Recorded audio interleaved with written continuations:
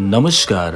आप सभी का आप सभी के अपने चैनल जय गुरुदेव उत्तराखंड पर एक बार फिर से बहुत बहुत स्वागत है। कामना करते हैं कि आप और आपके परिजन सभी स्वस्थ होंगे। इसी कामना के साथ आइए प्रारंभ करते हैं आज का ये दिव्य अध्याय। क्या कभी ऐसा हुआ है कि संसार के बीच रहते हुए भी आपका मन अचानक किसी ऐसी शक्ति को पुकारने लगे जिसका नाम आपने उस क्षण लिया भी ना हो? क्या कभी बिना किसी कारण आपकी आंखों के सामने बाबा की छवि आ गई हो? क्या कभी संकट की घड़ी में अचानक भीतर से कोई वाणी उठी हो कि घबराओ मत, मैं हूं? और क्या कभी ऐसा लगा है कि कोई अदृश्य करुणा आपको उस मार्ग से हटा रही है जिस पर चलना आपके लिए उचित नहीं था? भक्तजनों, आध्यात्मिक परंपराओं में ऐसी अनुभूतियों को अनेक लोग गुरु कृपा के संकेत मानते हैं।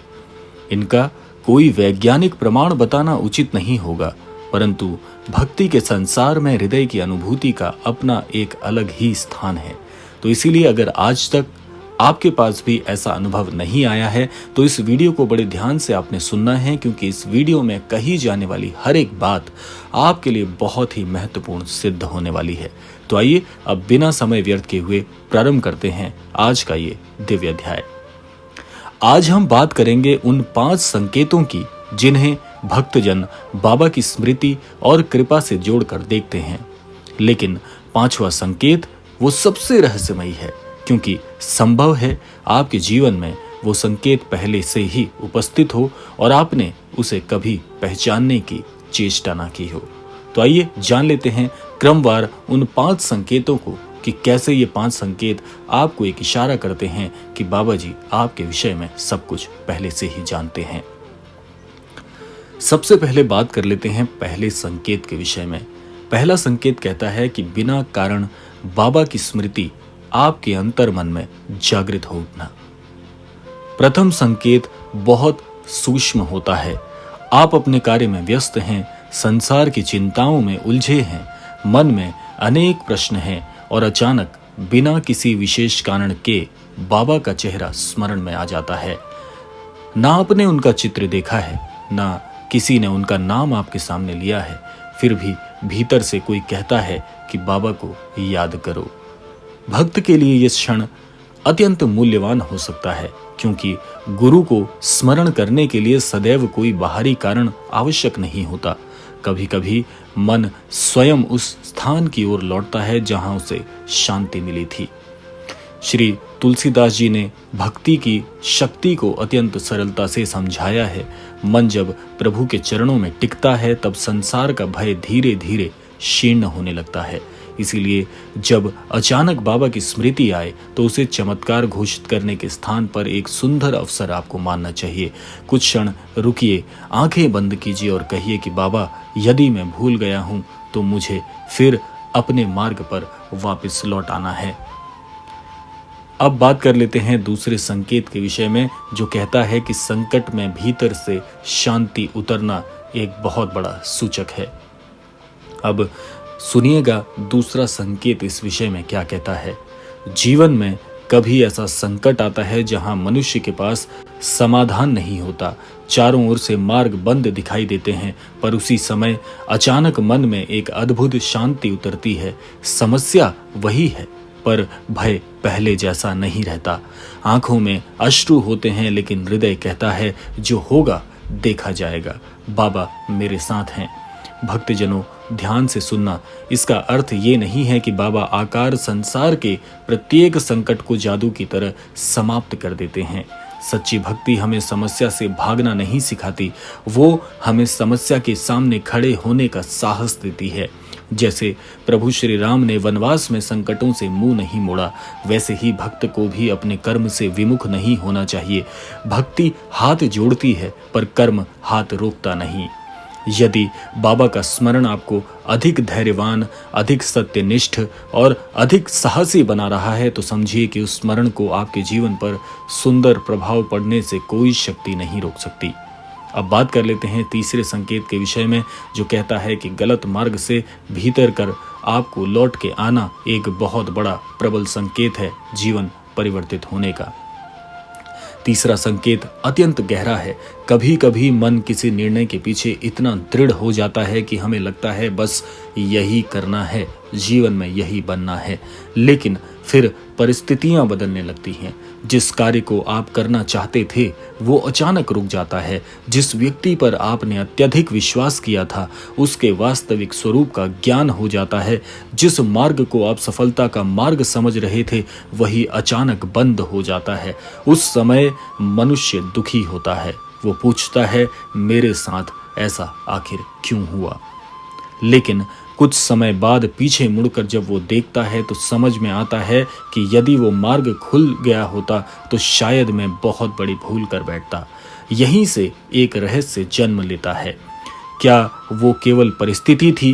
क्या वो मात्र एक संयोग था? या उस घटना ने आपको किसी बड़े नुकसान से बचा लिया है?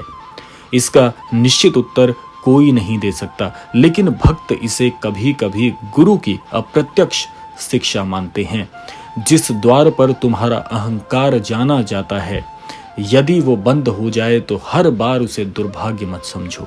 कभी कभी बंद द्वार भी रक्षा का द्वार खोल देता है। आइए अब बात कर लेते हैं चौथे संकेत के विषय में, जो कहता है कि सेवा और करुणा की अचानक प्रेरणा मिलना संयोग की बात नहीं है बल्कि बहुत बड़ा संकेत है। अब आता है चौथा संकेत। आपके भीतर अचानक किसी की सहायता करने की इच्छा एकाएक जागृत होती है। कोई भूखा दिखाई देता है, मन कहता है इसे भोजन करा दो। कोई वृद्ध सहायता मांगता है, हृदय कहता है हाथ आगे बढ़ा दो। किसी दुखी मनुष्य को देखकर भीतर से आवाज आती है कि इसके लिए कुछ कर सकता हूं तो कर जाना ही बेहतर है। याद रखना, भक्ति केवल मंदिर की घंटियों में नहीं होती। भक्ति केवल माला के दानों में नहीं होती। भक्ति तब जीवित होती है जब वो मनुष्य के व्यवहार में उतरती है। बाबा की शिक्षाओं से प्रेरित भक्तों के लिए सेवा का यही भाव अत्यंत महत्वपूर्ण रहा है। यदि बाबा का स्मरण आपको अत्यधिक दयालु बना रहा है, यदि आपके भीतर दूसरों के लिए करुणा बढ़ रही है और यदि आप किसी के अश्रु पोंछना चाहते हैं तो यही स्मरण आपके जीवन को भीतर से बदल रहा है।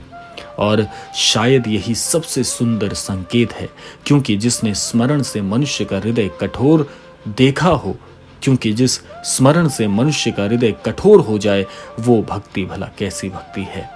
सच्ची भक्ति तो वो है जो कहे कि मेरे प्रभु मुझे इतना समर्थ बनाओ कि मैं किसी के दुख में काम आ सकूं, मैं किसी के दुखों का निवारण करने का निमित्त मात्र एक बन सकूं। आइए बात कर लेते हैं पांचवें और अंतिम संकेत के विषय में कि जब अकेलेपन में भी अकेलापन अनुभव ना हो, समझ लेना कि जीवन अब वो नहीं रहने वाला जो आपने सोचा था, बल्कि ये जीवन दूसरों के लिए प्रेरणा बनने वाला है। अब उस पांचवें संकेत की बात करते हैं जिसका उल्लेख हमने आरंभ में किया था कि रात्रि का समय है। अब सब अपने अपने संसार में सो चुके होंगे। आप अकेले बैठे हैं, मन में हजारों विचार हैं, भविष्य की चिंता भी है, परिवार की चिंता भी है, धन की चिंता है, अपने अधूरे कार्यों की चिंता है। और तभी आप बाबा की छवि के सामने बैठ जाते हैं। आप कुछ मांगते भी नहीं, बस देखते रहते हैं। कुछ क्षण बाद आंखों से अश्रु बहने लगते हैं एकाएक, लेकिन उन अश्रुओं में केवल दुख नहीं होता, उनमें एक अजीब सी शांति होती है। ऐसा लगता है मानो भीतर कोई कह रहा हो, तुम्हें सब कुछ अकेले नहीं उठाना है। यही वो अनुभव है जिसे अनेक भक्त बाबा की निकटता के रूप में अनुभव करते हैं। लेकिन यहाँ सबसे बड़ा रहस्य छिपा है कि बाबा की उपस्थिति का अर्थ केवल ये नहीं है कि कोई अदृश्य शक्ति आपके चारों ओर घूम रही है। शायद इसका गहरा अर्थ ये है कि आपके भीतर अब विश्वास या सत्यनिष्ठ विश्वास अभी जीवित है। जिस क्षण संसार से विश्वास उठने लगता है और फिर भी मन बाबा का नाम लेने को तत्पर रहता है, प्रेरित होता है, वही क्षण भक्त के लिए अत्यंत मूल्यवान है, क्योंकि तब प्रार्थना मांग नहीं रही होती है, समर्पण बन जाती है आपके द्वारा उन अश्रुओं में छिपी हुई हर एक प्रार्थना। और यहाँ पर इस रहस्य का द्वार हम आपके लिए खोलने वाले हैं कि यदि आपको ये 5 अनुभव होते हैं तो तुरंत ये निष्कर्ष मत निकाल लेना कि बाबा ने आपको कोई अलौकिक संकेत भेजा है। इन अनुभवों को श्रद्धा से देखिए, पर विवेक को साथ में रखिएगा। यदि बाबा की स्मृति आपको सत्य की ओर ले जाए, उसे अपनाइए। यदि वो आपको गलत मार्ग से बचाकर सदाचार की ओर ले जाए, उसे अपनाइए। यदि वो आपके भीतर धैर्य, प्रेम और करुणा उत्पन्न करे, तो उस भावना को अपने जीवन में उतारिए। और अंत में बाबा से केवल इतना कहिए कि हे परम पूजनीय बाबा जी, मुझे चमत्कार नहीं चाहिए। मुझे ऐसा हृदय दीजिए जो विपत्ति में भी विश्वास न छोड़े। ऐसी बुद्धि दीजिए जो सही और गलत में भेद कर सके। ऐसे चरण दीजिए जो सेवा के मार्ग पर चल सकें। और जब मैं स्वयं को संसार में अकेला समझूं, तब मुझे अपने भीतर आपकी स्मृति का दीपक प्रज्वलित होता हुआ दिखाई दे।